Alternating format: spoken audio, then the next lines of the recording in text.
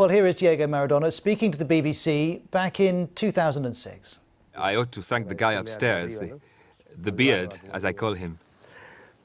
He gives me opportunities, and I make the most of them. And I give my all to make the most of them.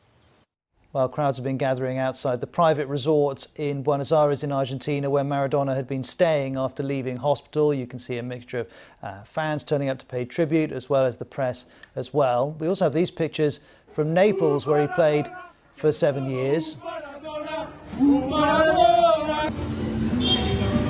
And those people are chanting, "There's only one Maradona." No one's going to dispute that. Fans have been lighting flares and candles, and you can see that this man is still a legend in the city. His picture and image is found in lots of neighbourhoods. He played there for 7 quite incredible seasons between 1984 and 1991, and crucially he won Serie A twice with Napoli, something that no one in the city has ever forgotten. Well, tributes have been pouring in from all around the world. Gary Lineker, now one of the top football presenters, but of course an England international as well, says by some distance the best player of my generation and arguably the greatest of all time. After a blessed but troubled life, hopefully he'll finally find some comfort in the hands of God.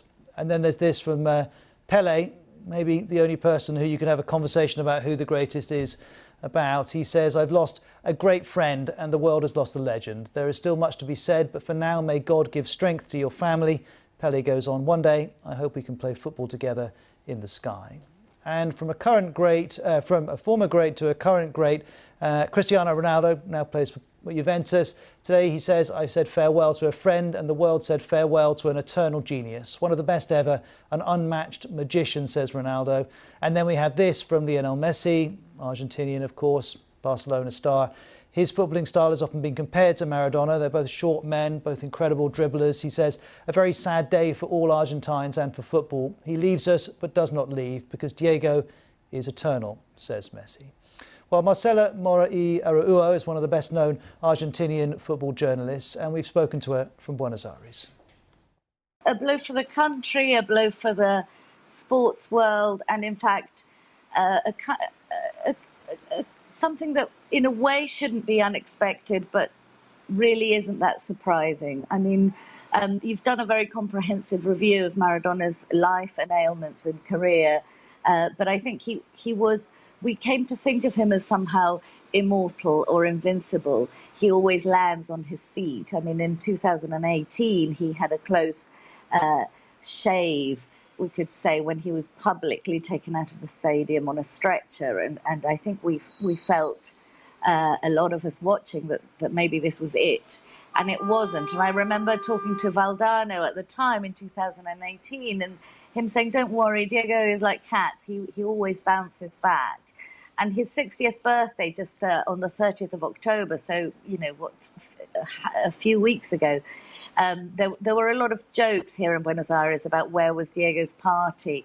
And people were going, no, he's different now, he's calmed down, there is no party. But even so, he did have a kind of appearance walking around the stadium of Gimnasia Esgrima, where he now works, which a local commentator said he was walked through. It was a bit like a zoo exhibition, and he looked incredibly unwell already. I mean, more unwell than I've seen him before ever. And just a few days later, he was taken into surgery and hasn't really been seen well since. So I think we can assume he's just not recovered. And for more reaction from Latin America, here's Katie Watson in Sao Paulo. Well, certainly here in Brazil, it has been the only thing that people are talking about ever since the news of his death broke. In Argentina, there's a 3-day mourning that's been declared. The president said that you took us to the top of the world, you made us immensely happy, you were the greatest of all, and there'll be celebrations of his life and a memorial later this evening in the centre of Buenos Aires before, of course, there'll be details coming out about his funeral. But here in Brazil, I think it's a really interesting discussion because, of course, as we heard there, Maradona was one of the greatest footballers ever. But here in Brazil, of course, there's Pelé, who was always the rival. Even Pelé said that it was sad news today. I have lost a dear friend. The world has lost a legend. There's much more to say. But for now, may God give his family strength. One day, I hope we will play soccer together in the sky. Certainly the two men created a rivalry, if you like, between Argentina and Brazil. This is a region that is deeply proud of its footballing legacy, and there were two greats. And of course, one we've heard has now died. And I guess we're seeing in the reaction to this news how deeply intertwined football and broader culture and politics are in South America, and in particular in Argentina. Absolutely. I mean, we've heard the Argentine president making a statement. Even the former president here in Brazil, Lula da Silva, said that he was a footballing giant, and his commitment to Latin American sovereignty marked our time. And I think that's what's so interesting, is that, you know, you've got these huge politicians, not just sports people, who are coming out just to, you know, praising his legacy. It was something that so many people here feel so deeply about. And Maradona really represented, you know, an amazing period in football for the region. So beyond Argentina, this has resonated, of course, across the region and the world. And I'm guessing you've already mentioned 3 days of mourning in Argentina. I'm assuming there'll be a series of events planned, particularly in Argentina, to mark his life.